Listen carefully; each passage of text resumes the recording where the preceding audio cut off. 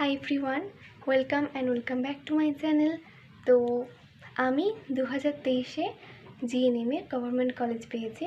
বর্তমানে আমি পড়ছি ফার্স্ট ইয়ার হিসেবে GNM nursing student in government college. So today's my videos topic, you know that result is declared and তো এবার সেটা হচ্ছে মেডিকেল ফিটনেস সার্টিফিকেট, যেটা কিন্তু ভীষণ ইম্পর্ট্যান্ট একটা ম্যাটার এবং প্রত্যেকটা কলেজে এটা কিন্তু দরকার হয়। যখন তুমি কলেজ পাবে ডকুমেন্ট ভেরিফিকেশনের সময় কিন্তু এটা অনেক ক্ষেত্রে আটকে যায়, তো সেটা আমাদের খুব সাবধানতার সাথে করতে হবে। তো আমি কিভাবে করেছিলাম সেটাই বলবো।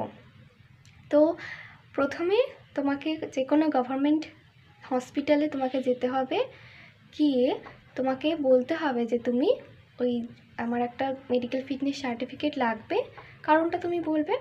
এবং ওই ওয়েবসাইটে মানে জিএনএমের যে ওয়েবসাইট, সেখানে দেখবে যে মেডিকেল ফিটনেস সার্টিফিকেটের জন্য একটা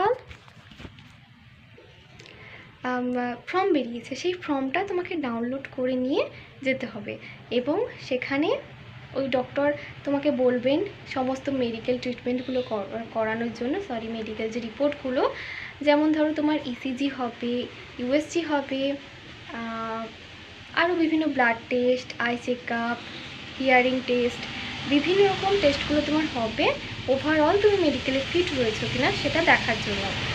এমনটা না কিন্তু যে তোমার যদি কোনো ডিফিকাল্টি মানে তুমি হয়তো কিছু একটা প্রবলেম তোমার হইলো তবে তুমি কেটে যাবে, তা কিন্তু নয়। তুমি তোমার যোগ্যতায় পেয়েছো তো তুমি কখনোই কাটবে না, কিন্তু ওটা মেনলি দেখা হয় যে তুমি ঠিক আছো কি না, মানে তোমার কোনো স্পেশালি কেয়ারের দরকার রয়েছে কি না। তুমি হোস্টেলে থাকতে হবে, সেটা তো তোমরা জানো যে নার্সিং মানে হোস্টেল ম্যান্ডেটরি। তো সেখানে তোমার যাতে কোনো প্রবলেম না হয় বা তোমার প্রবলেম হলেও সেখানকার টিচাররা যাতে এটা জানতে পারে বা আগে থেকে এটা অ্যাওয়ার থাকে এবং সেই অনুযায়ী তোমার কোনো প্রবলেম হলে ট্রিটমেন্ট চালু করতে পারে, সেটার জন্যই কিন্তু মেডিকেল সার্টিফিকেট, অন্য কোনো কারণে কিন্তু নেই। তো এইভাবে তোমরা মেডিকেলটা রেডি করতে পারো। আর আমার মেডিকেল করাতে টাইম লেগেছিল, আমি সরকারি হসপিটালে করিয়েছিলাম, তো আমার 1 সপ্তাহের মতো টাইম লেগেছিল। তো তোমাদের র্যাঙ্ক খুব ভালো এসেছে, তারা এখন থেকে করে নিতে পারো।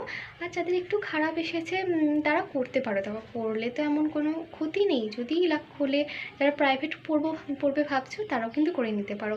তো আজকের ভিডিও এইটুকু। ভালো লাগলে অবভিয়াসলি লাইক অ্যান্ড কমেন্ট করো।